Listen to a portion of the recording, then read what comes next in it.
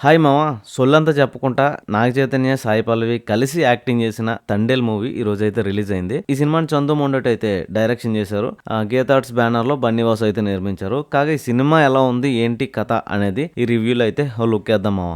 ఇక ఈ సినిమా కథ ఏంటంటే మామ, శ్రీకాకుళం ప్రాంతానికి చెందిన రాజు అలియాస్ అక్కినేని నాగ చైతన్య సముద్రంలో చేపల వేటకు వెళ్తూ ఉంటాడు. తన తోటి వారి కోసం అండగా నిలబడుతూ ఉంటాడు. మరోవైపు సత్య అలియాస్ సాయి పల్లవి అంటే రాజుకు ప్రాణం, అలాగే రాజు అంటే సత్యకు కూడా ప్రాణం. చిన్నదనం నుంచే ఇద్దరు గాఢంగా ప్రేమించుకుంటూ ఉంటారన్నమాట. ఈ క్రమంలో జరిగిన కొన్ని నాటకీయ పరిణామాల నేపథ్యం చేపల వేటకు వెళ్లిన రాజుని పాకిస్తాన్ కోస్టల్ గార్డ్స్ అరెస్ట్ చేస్తారు. పరాయి దేశంలో జైలు పాలైన రాజు అతని టీం కోసం సత్య ఏం చేసింది, రాజు కోసం సత్య ఎంతటి వేదన అనుభవించింది, అలాగే సత్య కోసం రాజు కూడా ఎంతటి ఆవేదన అనుభవించాడు. అసలు మనసులో రాజును పెట్టుకుని సత్య ఎందుకు మరొక పెళ్లికి ఒప్పుకుంటది, చివరకు సత్య రాజు ఒక్కటయ్యారా లేదా అనేదే మిగిలిన కథ మామ.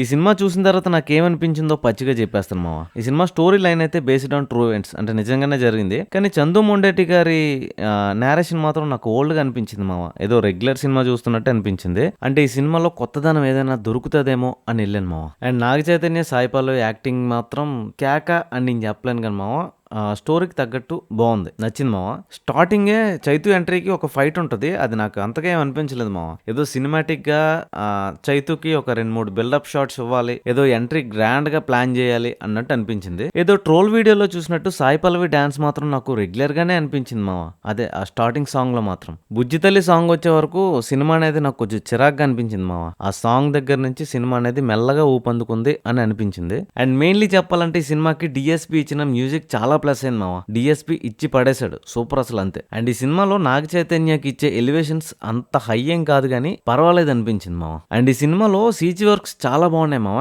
ఎస్పెషల్లీ చెప్పాలంటే ఇంటర్వెల్ బ్లాక్ దగ్గర వచ్చే సీక్వెన్స్ లో సీజీ వర్క్ మాత్రం నాకు చాలా బాగా నచ్చింది. ఇంకా కొన్ని చిన్న చిన్నవి సినిమా చూస్తే మీకే అర్థం అవుతుంది. అండ్ సెకండ్ హాఫ్ లో పాకిస్తాన్ జైల్లో కొన్ని సీన్స్ అయితే మాత్రం నాకు గూస్ బంప్స్ తెప్పించే మామ. అవేంటో నేను చెప్పను, మీరే చూడండి. ఈ సినిమాలో మాత్రం నాకు నాగ చైతన్య చాలా న్యాచురల్ గా కనిపించాడు మామ. అంటే స్టార్ ఇమేజ్ ఉన్న హీరోలా కాకుండా న్యాచురల్ గా కనిపించాడు అనమాట. And pre climax and climax లో నాగ చైతన్య, సాయి పల్లవి ఎమోషనల్ షాట్స్ చాలా బాగా ఆకట్టుకుంటాయి మామ.